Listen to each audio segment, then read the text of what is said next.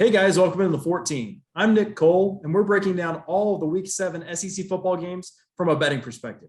Today, we're talking about the Texas A&M Aggies visiting the Missouri Tigers on Saturday afternoon at Faurot Field in Columbia, Missouri. This game has a noon Eastern kickoff, which is 11 a.m. local time. The game's going to be televised on the SEC network. From a betting perspective, this game opened with the Aggies as a 10-point road favorite. That line's moved slightly.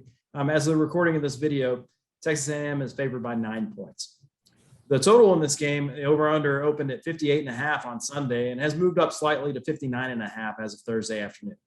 I'll bring in our betting analyst, Christopher Smith. Christopher, what do you think about this old school Big 12 turned new kids on the block SEC East-West matchup? Yeah, it should be interesting. I think Texas A&M put a lot of stuff on film last week against Alabama that they had not shown thus far in the season. It worked, especially on offense in the first half.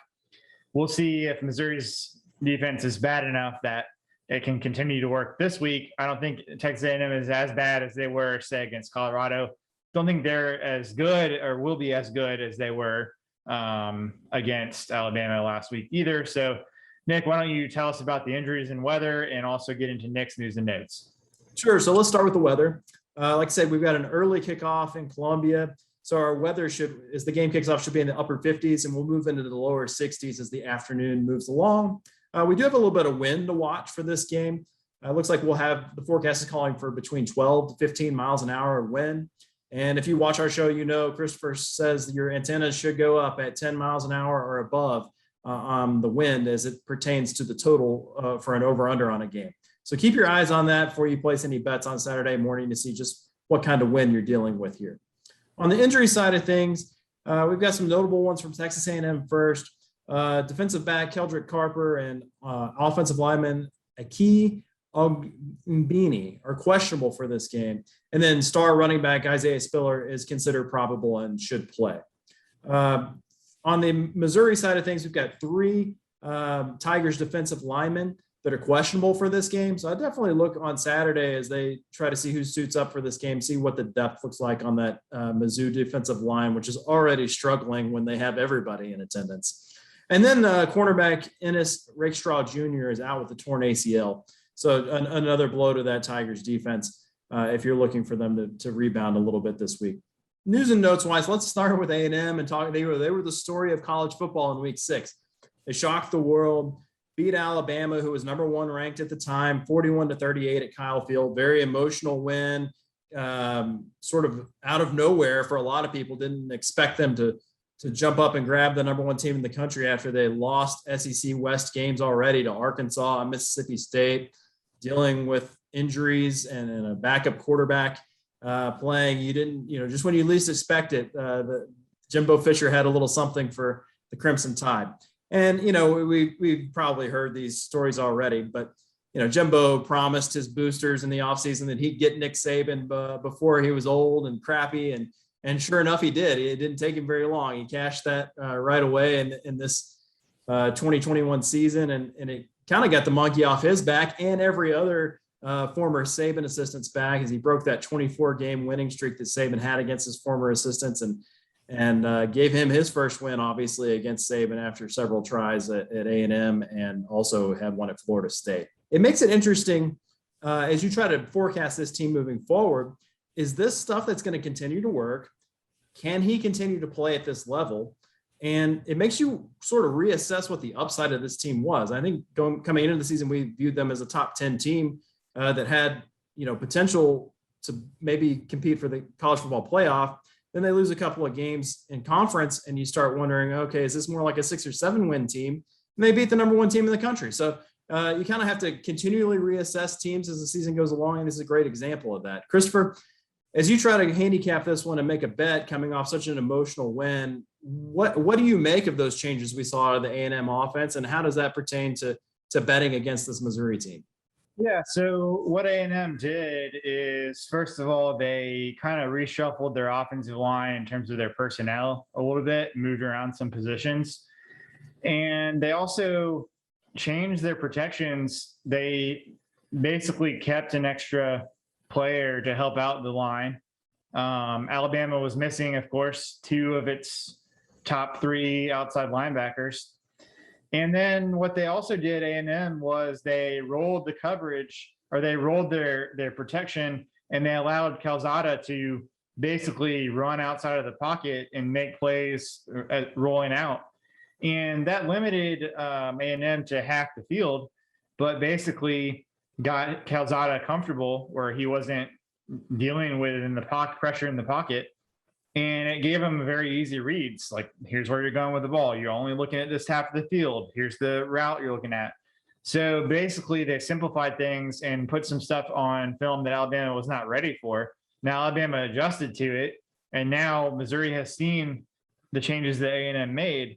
So will those changes be as effective now that Missouri knows what they're doing? They weren't very effective for most of the second half against Alabama once Alabama figured it out.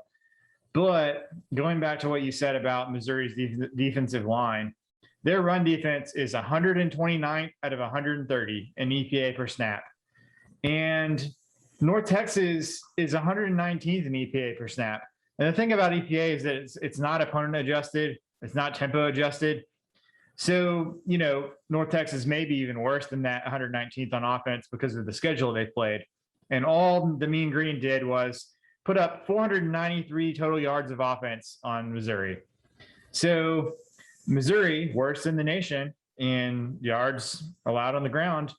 Now they've got to try to contain Isaiah Spiller, who is averaging almost 6 yards a carry, and Devin Achane, who ran sub 10.3 in the 100-meter dash and is averaging closer to 7 yards a carry. Neither one of those players are Chris Rodriguez or Brian Robinson, where if you hit them at the line of scrimmage and the blocking isn't right, they're gonna just shove you forward for another 4 yards. But if you give them some green grass in front of them and you let them get going, then they're very, very dangerous and they can be explosive. So, you know, Texas A&M has always had explosive skill players as well.